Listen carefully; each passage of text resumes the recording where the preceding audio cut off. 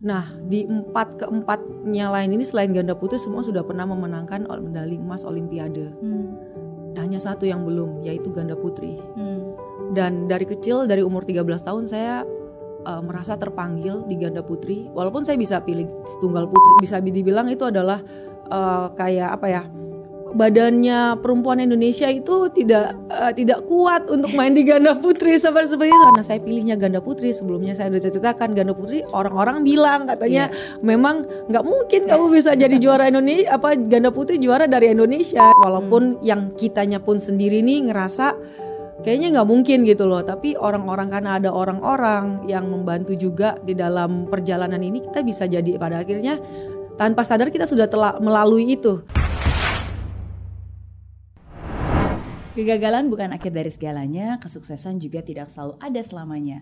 Suka duka silih berganti, tapi kemauan dan keyakinan untuk terus melangkah itu yang harus dimiliki. Dan hari ini sudah ada sosok yang luar biasa yang akan menemani saya. Siapa lagi kalau bukan Gracia Poli. Halo Ji.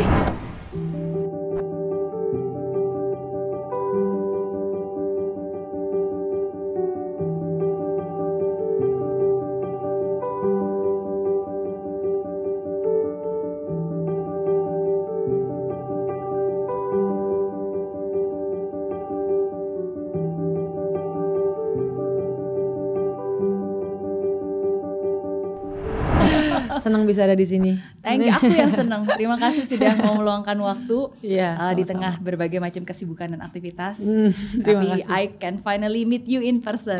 Yes, thank you. Oke, aku tuh sebenarnya jarang banget bisa terharu dan menitikkan air mata, khususnya ke orang yang aku sama sekali nggak kenal dan nggak pernah mengikuti. Tapi ada dua video yang aku tonton tentang Grey yang waktu itu aku benar-benar nggak kenal dan nggak tahu dan bahkan nggak pernah mengikuti, tapi it really touch my heart sampai aku benar-benar menitikkan air mata. Yang pertama itu adalah video kemenangan kamu di Olimpiade Jepang. Buat saya itu melihat kamu menangis dan bersyukur dan mengucap syukur is amazing, is a miracle, dan itu berarti banget sih buat saya. Padahal again saya bilang saya nggak kenal kamu dan saya nggak ngikutin perjalanan kamu exactly gitu. Apa yang kamu rasakan di momen itu? Ini yang pas tanding final ya, after final or on the podium? After final, the final moment ya, you receive the moment it dan yang kamu bersyukur. Sebenarnya itu lebih kepada mixed feelings karena kan habis tanding, jadi kayak kita kan lagi dalam perang ceritanya, terus kayak lagi capek, lagi mau kapan nih kelar pertandingan. Udahlah, kalau atlet tuh masuk ke lapangan kita udah siap dengan mau kalah mau menang. Jadi kita udah nggak peduli dengan hasilnya, tapi kita lebih peduli dengan prosesnya. Karena kan prosesnya itu kan sangat, itu durasinya kan 40 menit ya.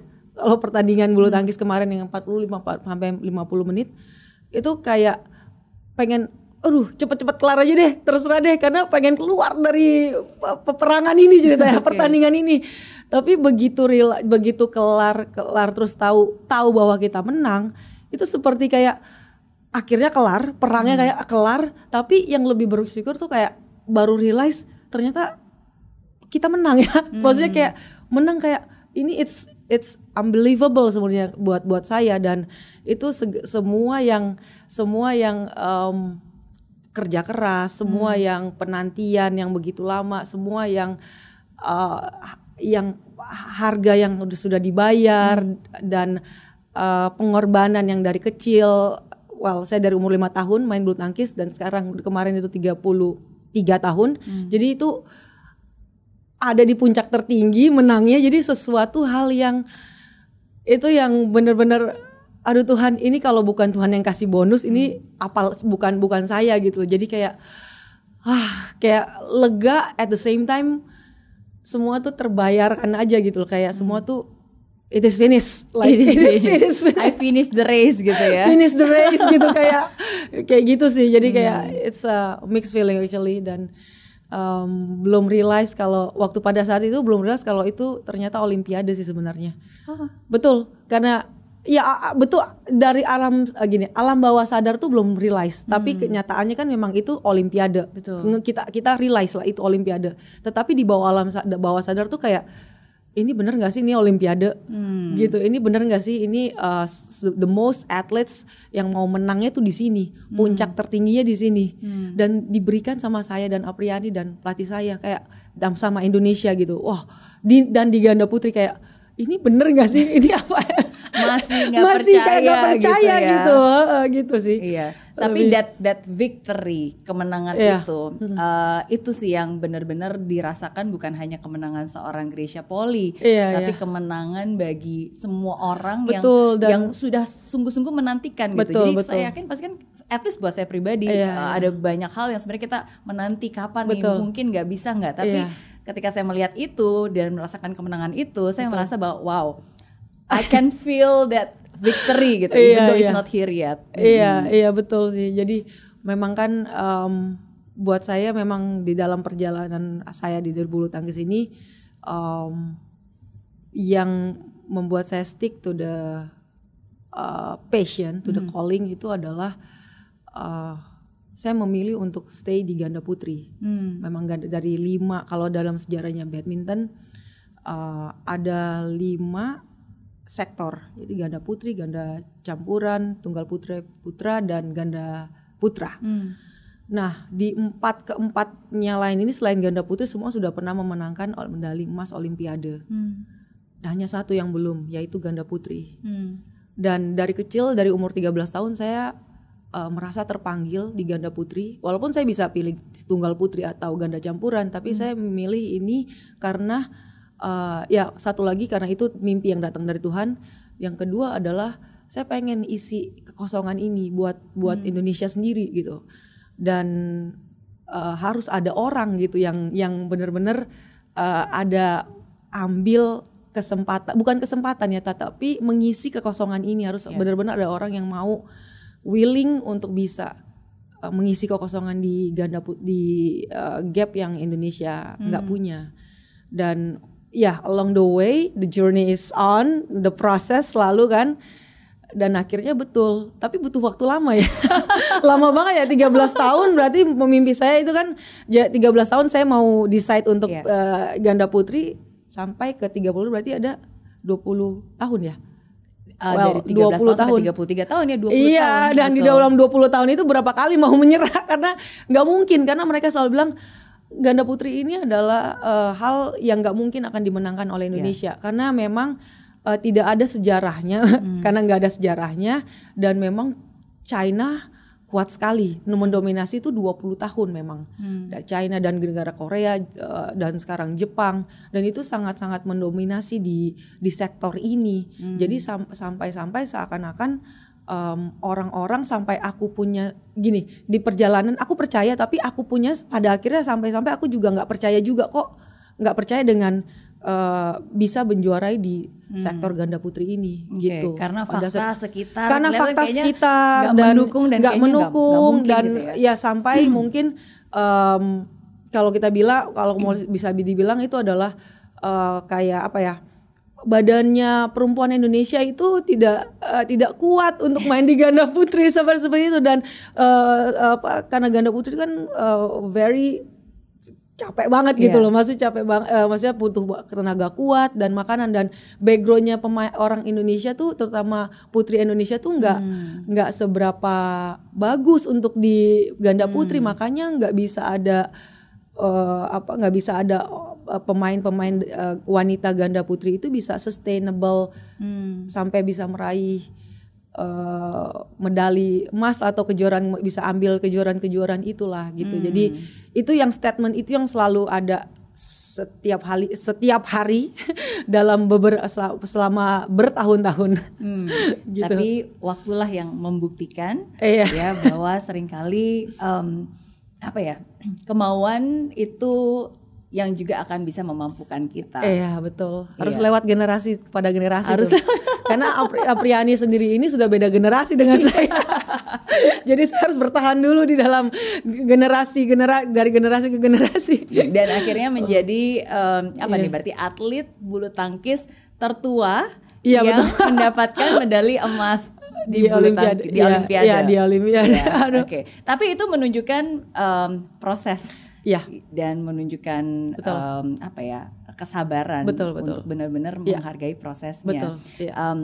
Dan itu juga video kedua yang saya tonton yang benar-benar membuat saya terharu. Kenapa? Karena kalau saya tahu Greysia Poli dan mungkin semua orang pasti taunya menang Olimpiade. Terus sempat ada video viral di mana waktu itu Greysia sempat pernah menunjukkan mimpinya di video klipnya Agnes Mo ya. Tahun berapa tuh berarti kamu nunjukin itu? Tahun 2012 kalau nggak salah itu. Tahun 2012. Iya kalau nggak salah ya. Oke, berarti kira-kira 10 tahun yang lalu lah. Iya 10 tahun yang lalu. Iya. Kamu nulis bahwa I want to be a world champion. Iya Kan? betul. Nah tapi sebenarnya saya baru sadar dan baru tahu bahwa ini adalah sebuah mimpi, sesuatu hal yang memang sudah kamu minta kepada Tuhan. Bahkan udah dari jauh sebelumnya. Sebelum itu ya. 2004. Betul. Iya. Dan ketika saya tahu dan menyadari prosesnya, it's amazing karena yaitu semua orang punya mimpi. Betul. Tapi tidak semua orang punya hati untuk benar-benar mau menanti. Betul. 1 tahun, 2 tahun, 3 tahun mungkin masih oke. Tapi kalau udah lewat 10 tahun, 15 tahun gitu kayak wow, ini benar gak sih gitu. Nah, itu sih yang saya pengen belajar dari seorang Greysia Poli dan semoga yang menonton hari ini pun juga bisa terberkati. Bisa diceritain prosesnya dari awal dan bagaimana kamu bisa sungguh-sungguh menata hati dan tetap menanti. Iya, sorry, ini dari awal. Dari pertama kali kenapa kamu minta? Apa yang kamu minta ke Tuhan? Dan kenapa? Aku ceritakan backgroundku dulu ya sebenarnya. Jadi aku nih mulai bulu tangkis ya umur 5 tahun, mulai diajarin sama lah mungkin Cimeri punya anak dan mulai diles-lesin gitu kan. Dan memang ketertarikan aku ini dan dilihat sama orang tua sama mama kok ada bakat di sini. Jadi akhirnya diterusin dan kami waktu itu saya di Manado dan umur 8 akhirnya mama dan saya memutuskan untuk pergi Jakarta untuk merantau karena untuk bukan cari sekolah yang bagus tapi cari tempat main bulu tangkis yang bagus karena dulu di daerah belum ada sarana dan mungkin sparringnya juga kurang ya di sana. Jadi akhirnya mama bilang bahwa oke, kita ke Jakarta merantau, kalau kamu benar-benar mau main bulu tangkis serius ya. Jadi kasih waktu mama seminggu. Jadi saya udah diajarin untuk membuat keputusan di umur 8 tahun itu. Jadi akhirnya saya bilang oke mah mau serius. Bener ya, ini big move loh. Dari daerah, dari kampung ke Jakarta jangan main-main. Katanya bilang gitu. Akhirnya saya memutuskan ya mah aku mau. Jadi dari situ aku diajarin sebenarnya bahwa ketika ada kegagalan dari lagi jalan ini apa kita udah started kita udah mulai nih ya. Jadi umur 8 ke Jakarta dan mulai join umur 13 itu yang saya bilang saya udah masuk di klub Jaya Raya, klubnya Pak Ciputra dan sudah mulai untuk main di ganda putri itu. Memilih untuk kan bisa pilih tunggal putri atau ganda campuran sebagai wanita putri. Nah, kira saya memilih di ganda putri karena kayaknya ada sesuatu yang Tuhan panggil di sini gitu. Ada sesuatu yang saya juga ingin isi, sejarah yang saya ingin isi buat Indonesia sendiri karena belum ada gitu di sejarah di Indonesia melalui ganda putri untuk jadi juara. Nah, tahun 2004 itu saya mulai masuk pelatnas. 2003 2004 saya mulai masuk pelatnas.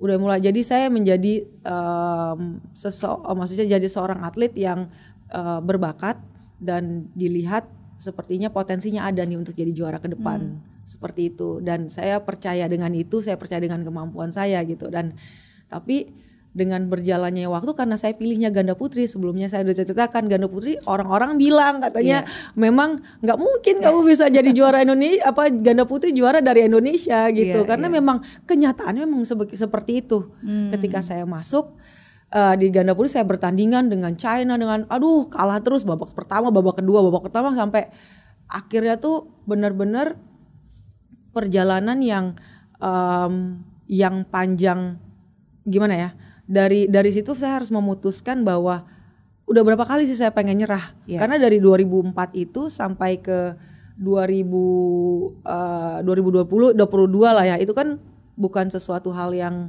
perjalanan yang memang 15 tahun sampai ya bahkan ya lebih dari over 15 years. Dan di tahun 2012 itu saya tuh terkena diskualifikasi Olimpiade. At the same time dengan apa yang saya declare di depan video sebenarnya. Wow, itu berarti yang di London. Di London, iya. Oke. Yang mana yang dulu? Maksudnya saya bingung nih. Saya bingung nih. Saya lupa antara itu saya bikin video itu sebelum Olimpiade, tapi di tahun 2012 apa sesudah. Karena waktu itu ya saya dan Agnes sahabat dekat, jadi dia bilang mau nggak lo kasih statement dong, ini gue mau bikin lagu tentang untuk ada anak-anak muda yang harapan, jadi tentang mimpinya, mau nggak apa yang lo mau tulis lo tulis deh di situ, gitulah jadi ceritanya. Jadi itu Agnes itu membantu saya untuk mendeklar di depan. Saya sebelumnya belum pernah belum pernah masuk TV, tapi belum pernah mendeklarkan sesuatu di depan TV atau di depan in front of everybody gitu, yang bisa semua orang bisa ini lihat. Dan akhirnya aku tulis lah, aku bilang kayak gitu, dan akhirnya ini nggak tahu jadi apa enggak, bodo amat lah, aku tulis aja. Dan waktu itu kan sedang dalam proses juga, aku didiskualifikasi juga, dan kayak ada perkataan, maksudnya kayak ini ya statement percaya ya, kayak iman pasti akan terjadi gitu loh. Tapi it's amazing sih. Sometimes kadang-kadang kan orang membuat deklarasi ketika ya dia mungkin berada di situasi yang kayak oke, saya percaya dan ini yang saya mau gitu. Tapi kan seringkali ketika apa yang diharapkan dengan yang dirasakan, apalagi kenyataan pada saat itu kan, didiskualifikasi loh. Ini bukan cuma nggak menang, tapi ini di bawahnya nggak menang, didiskualifikasi untuk sesuatu yang sebenarnya itu bukan itu bukan yang faktanya seperti itu kan. Betul. Iya, makanya saya punya mimpi dari kecil, umur 13 tahun, sekitar tahun 2000, berarti 2004 masuk Marlanas, sampai akhirnya 2012 malah sebenarnya saya udah umur 25 pada waktu itu, dan didiskualifikasi itu ada hal yang membuat saya itu semua dunia tuh kayak runtuh aja. Karena ini benar nggak sih saya ada di dalam mimpi ini, ada di jalan ini? Kalau enggak, saya udah mau cari yang lain deh, jalan yang lain kayak gitu pada waktu itu. Jadi ketika sesuatu itu ketika itu sesuatu itu kita selalu tanpa sadar dan pasti ada orang-orang sekeliling kita, komunitas kita juga yang membantu bahwa kita harus bisa stay on this track, walaupun yang kitanya pun sendiri nih ngerasa kayaknya nggak mungkin gitu loh. Tapi orang-orang, karena ada orang-orang yang membantu juga di dalam perjalanan ini, kita bisa jadi pada akhirnya tanpa sadar kita sudah melalui itu. Kita sudah jalan walaupun belum ada juga hasilnya. Gitu sih. Jadi itu yang membuat saya jadi pada akhirnya tetap bertahan. Masih di jalannya, kalau masih dibukain ya itu masih di jalannya. Masih diberi kesempatan satu hari sama Tuhan, ya berarti itu masih kita bisa masih perjuangkan. Hal yang membuat saya pada akhirnya bangga karena saya juara pada saat semua ini sudah ready. Karakter saya di dalam sudah ready dulu.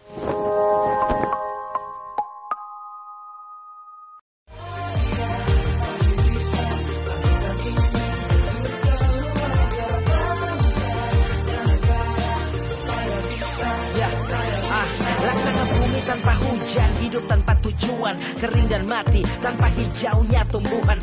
Demikian kalau mimpi tak kunjung terjadi.